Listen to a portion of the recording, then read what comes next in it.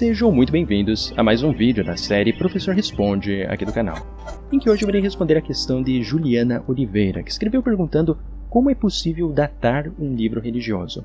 Além da análise por carbono 14, existem outros métodos? E a resposta para esta pergunta é que existem diversos outros métodos. A análise por carbono 14 ela é um tanto limitada porque é necessário nós coletarmos uma amostra que depois será destruída no processo de datação em laboratório.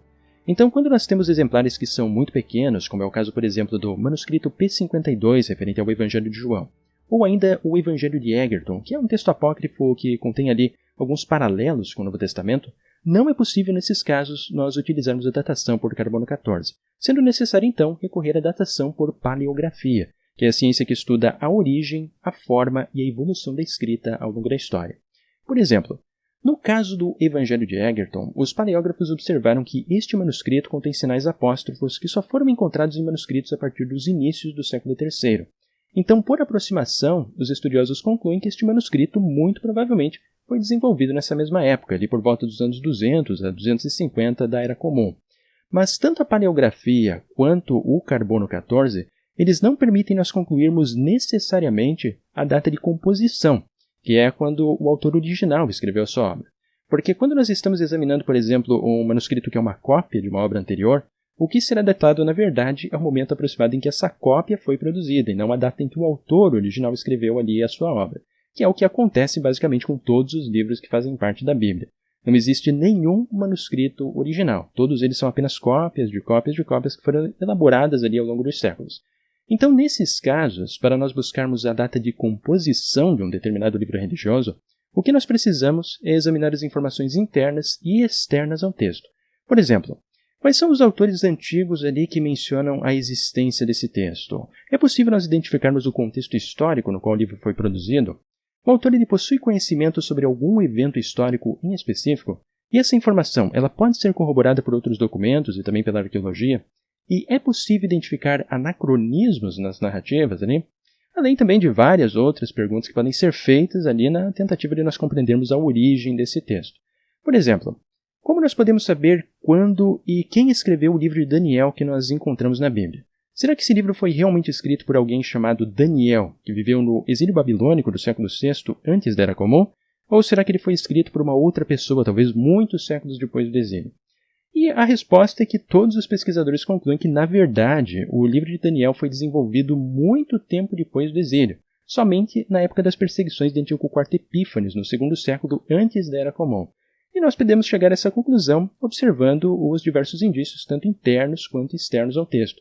Como, por exemplo, o livro de Daniel contém palavras gregas que são anacrônicas ao período do exílio babilônico, como é o caso, por exemplo, daquelas que nós encontramos no capítulo 3, verso 5, referentes aos instrumentos da cítara, harpa e cornamusa, que são chamados de caíteros, pessampterim e suponeio, que são todas palavras gregas somente atestadas tardiamente no período helenista, isto é, há cerca de 200 a 300 anos depois do exílio babilônico. O livro de Daniel também foi somente um dos últimos livros a ser canonizado na Bíblia hebraica, e nem foi considerado pelos antigos judeus como um livro profético. E além disto, quando nós observamos as evidências documentais externas, a mais antiga obra conhecida a fazer referência ao livro de Daniel é o terceiro livro dos Oráculos Sibirinos. Foi escrito por volta do ano 140 antes da Era Comum, sendo seguida pelo primeiro livro dos Macabeus, que foi escrito nas décadas finais do século II antes da Era Comum. Então, simplesmente, não existe nenhuma obra conhecida que seja anterior ao segundo século antes da Era Comum que faça referência ao livro de Daniel. E ainda um outro detalhe interessante é que se nós observarmos o livro Sirácida, que é também conhecido como o Eclesiástico, que é uma obra datada ali dos inícios do século II antes da Era Comum, então ali por volta dos anos 190, 180, ele comenta quase todos os livros do Antigo Testamento.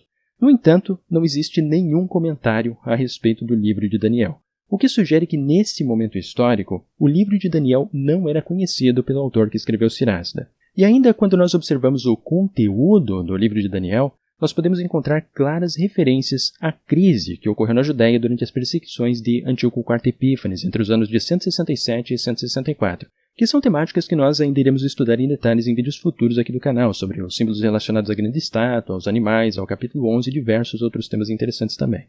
Então é por todos estes indícios que os historiadores concluem que o livro de Daniel foi desenvolvido aproximadamente entre os anos de 167 e 164 antes da Era Comum, e que Daniel é um personagem lendário, que muito provavelmente foi inspirado em Daniel, que nós podemos encontrar no livro de Ezequiel, ali no capítulo 14, verso 14 a 20, também no capítulo 28, verso 3, e que também é conhecido da mitologia dos antigos cananeus, como nós podemos observar na Epopeia de Akkad, que é um mito de Ugarit datado do século XIV antes da Era Comum.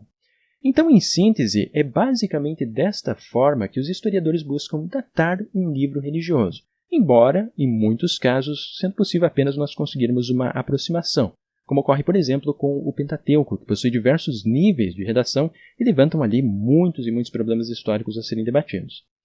Com isto, eu espero ter respondido esta interessante pergunta de Juliana Oliveira, e para aqueles que possuem outras dúvidas e queiram também sugerir outros temas aqui para o canal, como vocês sabem, vocês podem escrever logo aqui abaixo nos comentários aqui do YouTube.